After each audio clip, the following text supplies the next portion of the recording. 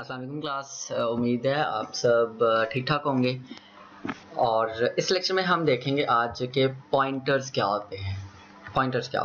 Okay alright. तो pointer basically हमारे पास आप लोगों को पता है कि जो हमारे पास जब हम लेट्स से मैं लिखता हूँ integer a is equal to 10 let's say, इससे होता क्या है, आपकी जो रैम है रैंडम एक्सेस मेमोरी जिसको आप कहते हैं, आपका प्रोग्राम वहाँ पे कुछ मेमोरी एलोकेट करने की कोशिश करता है। इस ए को मेमोरी में डिक्लेयर करता है। बेसिकली मेमोरी में कुछ जगह खाली पड़ी होगी, वहाँ पे ये ए को कुछ मेमोरी एलोकेट कर देगा और वहाँ पे हम 10 स्टोर कर देंगे। कितनी मेमोरी एलोकेट करता है?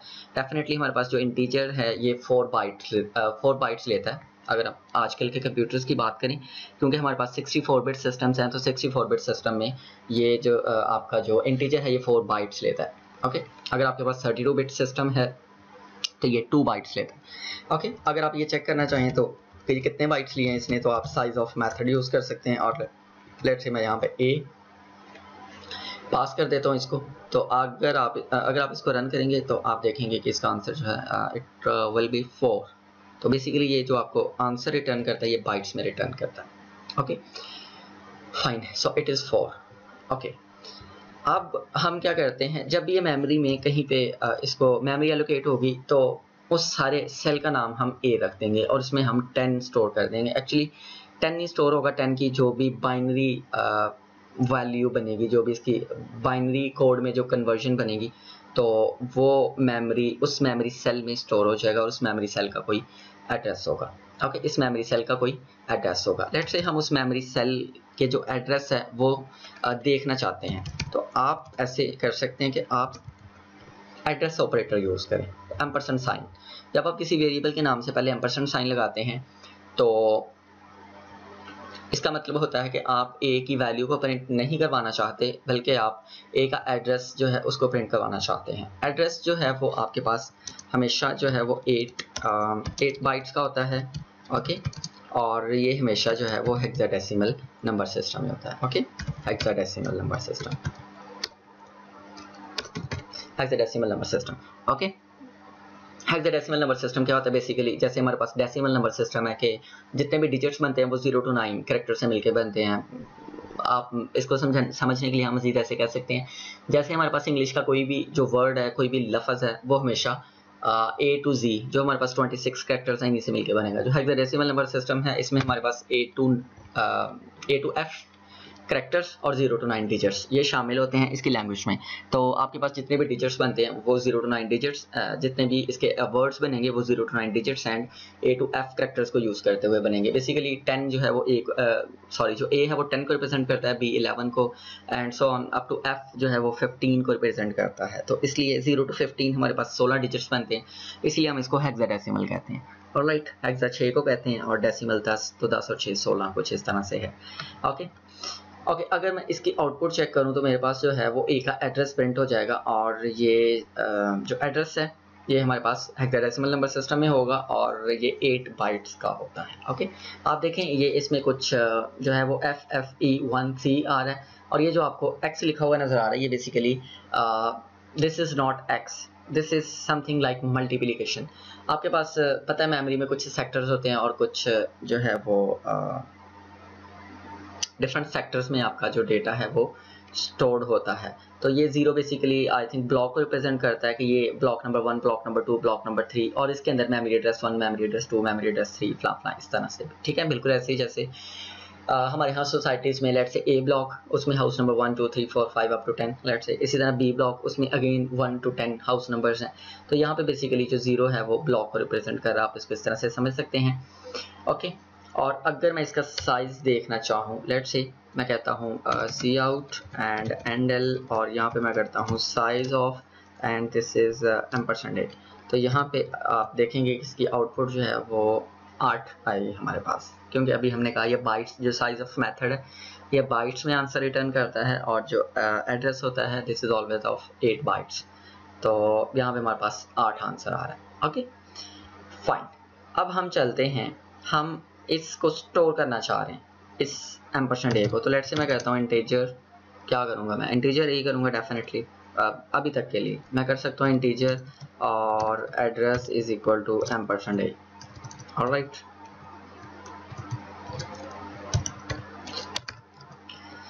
ओके इस लाइन में बेसिकली अगर मैं इसको इस तरह से एड्रेस स्टोर करने की कोशिश करूंगा कि ये ए है, एक एड्रेस जो है वो इस एड्रेस वेरिएबल में स्टोर कर दो and this address is of type integer, ये भी इंटीजर टाइप का है, तो इसमें बेसिकली एरर है। सबसे मेन रीज़न तो ये है कि ये जो एड्रेस है, क्योंकि ये इंटीजर टाइप का है तो इसका जो साइज़ है वो 4 बाइट होगा, और जो %a है यानी कि एड्रेस है ये तो 8 बाइट्स का है। तो कभी भी 4 बाइट वाले मेमोरी में आप 8 बाइट्स कैसे स्टोर करेंगे? ये बिल्कुल ऐसे ही है जैसे आप 2 किलो वाले 2 किलो ऐसा बर्तन जिसकी कैपेसिटी 2 किलो है, आप उसमें 4 किलो दूध डालने की कोशिश करेंगे तो क्या होगा? वो डेफिनेटली कुछ चीज़ें डिस्कार्ड हो जाएंगी। लेकिन यहाँ पे खैर आपका कंपाइलर ये आपको करने ही नहीं देगा, इसमें एरर है। पहली बात। दूसरी बात ये है कि ये तो कोई इंटीजर स्टोर करता है, ये इंटीजर टाइप का ना, ये तो कोई इंटीजर स्टोर करेगा, आप इसमें एक हेक्साडेसिमल वैल्यू स्टोर करने की कोशिश करेंगे तो अगेन ये आपको एरर ही देगा। ऑलराइट, तो आप अगर देखें तो यहाँ पे कह रहे हैं invalid conversion from int static to int. Okay fine, तो ये बेसिकली वो कह रहा है मैं कन्वर्जन नहीं कर पा रहा। ओके अब हम आते हैं कि हम किस तरह से फिर इस एड्रेस को स्टोर कर सकते हैं। इस एड्रेस को हम किसी पॉइंटर में स्टोर कर सकते हैं। ऑलराइट, पॉइंटर हम किस तरह से डिक्लेयर कर सकते हैं? पॉइंटर हम इस तरह से डिक्लेयर कर सकते हैं। लेट्स से यहाँ पे हम करते हैं इंटीजर और ये ptr, ठीक है। ये दोनों हमारे पास पॉइंटर्स हैं और ये दोनों जो हैं वो कोई मेमोरी एड्रेस होल्ड करेंगे। तो अगर आप स्टैटिक जो है वो वेरिएबल के साथ लगाते हैं या डेटा टाइप के साथ लगाते हैं तो इसमें कोई मसला नहीं है, दोनों वैलिड हैं। ओके, इवन आप इसको जो है वो इस तरह से भी कर सकते हैं। लेट्स से मैं कहता हूँ इंटीजर और स्टैटिक और ptr। ओके, आप दोनों के सेंटर में भी रख सकते हैं। तीनों जो आपके पास डेक्लेरेशंस हैं ये इनमें कोई मसला नहीं है, दोनों ठीक है। ओके, लेकिन इसमें से जो है वो ये वाली हमेशा जो है वो ये वाली जो डेक्लेरेशन है ये हमेशा सजेस्ट की जाती है, तो आप इस तरह से इसको किया करें। वेल आप किसी भी तरह से कर लें, कोई मसला नहीं है। ओके, एज सच ये इस हमारे पास पॉइंटर्स हैं, ठीक है। ऑलराइट, तो ज़रूरी नहीं है कि आपने पॉइंटर को डिक्लेयर करते वक्त उसी वक्त उसमें जो है वो कोई ना कोई एड्रेस स्टोर करना है।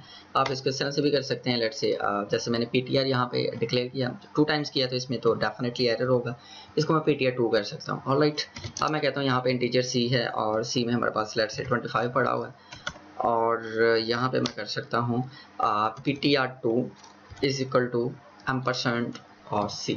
ऑलराइट, इसमें क्या होगा हमारे पास कि जो C का एड्रेस है, C को जहाँ पे मेमोरी एलोकेट हुई है रैम में, उसका जो भी एड्रेस होगा 8 बाइट का एड्रेस, वो ptr2 जो है वो उसको स्टोर कर लेगा। ऑलराइट, तो अगर हम इस अब ptr2 को लेट्स से प्रिंट करवाएं इस ptr2 को, तो हमारे पास जो है वो C का एड्रेस आ जाएगा, ठीक है। तो मैं कहता हूँ let's say address of C is ptr2। Alright, और यहाँ पे हम एक \n लगा लेते हैं न्यू लाइन के लिए। और यहाँ पे अगर मैं इसको अब रन करूँ तो आप देखेंगे कि हमारे पास C का एड्रेस जो है वो प्रिंट हो जाएगा और यहाँ पे इस लाइन में हमारे पास A का एड्रेस प्रिंट हो रहा है। तो address of C is 0x6FFE08 और यहाँ पे हमारे पास 0C था। ऑलराइट, तो ये हमारे पास दोनों डिफरेंट मेमोरी एड्रेसेस आ रहे हैं। ऑलराइट, तो आई थिंक आप लोगों को जो है वो पॉइंटर्स के बारे में कुछ बातें क्लियर हुई होंगी। ओके, अब हम मज़ीद इसको थोड़ा सा और डिटेल के साथ देखते हैं। लेट्स से मैं कहता हूँ इंटीजर है और ये स्टैटिक है और इसका नाम AD है क्योंकि ये एड्रेस को होल्ड कर रहा है। और लेट्स से मैं इनिशियली इसमें नल रख देता हूँ, ठीक है। सॉरी, नल जो है वो इस तरह से आप लिखते हैं C++ में। और अगर मैं इसको सी आउट करता हूँ AD को, तो आप देखेंगे कि यहाँ पे हमारे पास जो है वो 0 जो है वो प्रिंट होगा, क्योंकि अभी तक ये जो पॉइंटर है ये किसी भी वेरिएबल को पॉइंट नहीं कर रहा है, इसमें नल पड़ा हुआ है, तो नल इज एक्चुअली 0। ओके, और अगर लेट से अब मैं करता हूँ address is equal to %a। Okay, तो ये जो है वो मेरे पास जो एड्रेस A का एड्रेस है वो मेरे पास प्रिंट हो जाएगा। Okay, let us check output. Fine, तो ये हमारे पास जो है वो A का एड्रेस हमारे पास प्रिंट हो गया है। ओके, यहाँ पे अगर आप देखें ये मेरे पास अब पॉइंटर है ऐड और इसमें जो है वो मैं A रखने की कोशिश करूँगा, यानी अब देखें मैं पॉइंटर में वैल्यू रख रहा हूँ, तो अगेन ये हमारे पास जो है वो एरर जनरेट करेगा। अगर आप देखें तो ये क्या कह रहा है, invalid conversion from int to int static. पहले क्या आ रहा था इंट स्टैटिक टू इंट, अब आ रहा है इंट टू इंट स्टैटिक।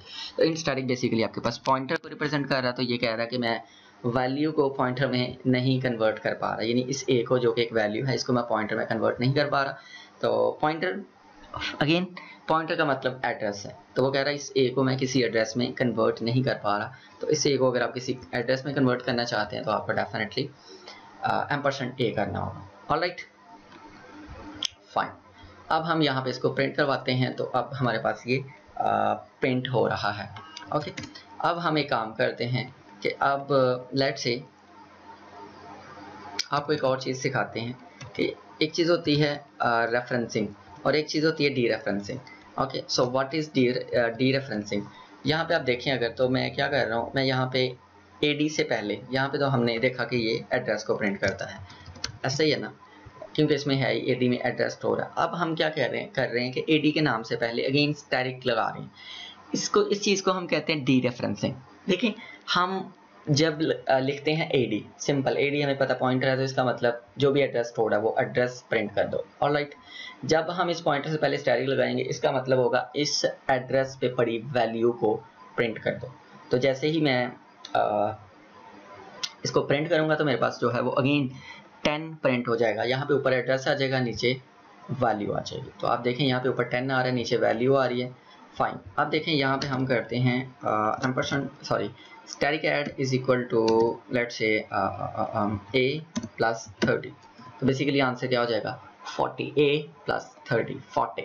यहाँ पे आप लोगों ने कंफ्यूज नहीं होना, जब आपने कहना कि ये AD तो पॉइंटर है, तो हम इसमें वैल्यू कैसे स्टोर कर रहे हैं a प्लस 30।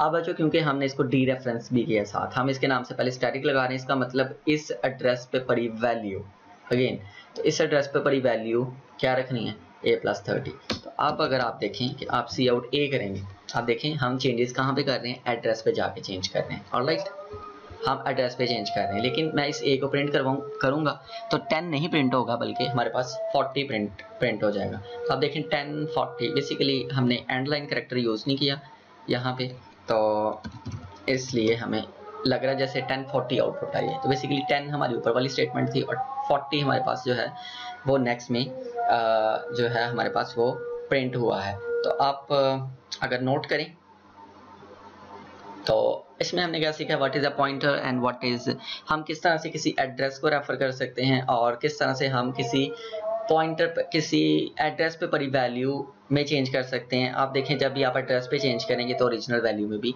चेंज आ जाएगा। तो so this was all about introduction to the pointers. I think आप लोगों को इसमें कोई अब कन्फ्यूजन नहीं होगी। आपको कोई भी किसी भी किस्म का कोई क्यूरी हो तो आप लोग मुझे टीम्स पे मैसेज कर सकते हैं, मुझे ईमेल कर सकते हैं, या फिर आप लोग वीडियो में कमेंट कर सकते हैं। अपना ख्याल रखिएगा आप लोग। अल्लाह हाफिज़।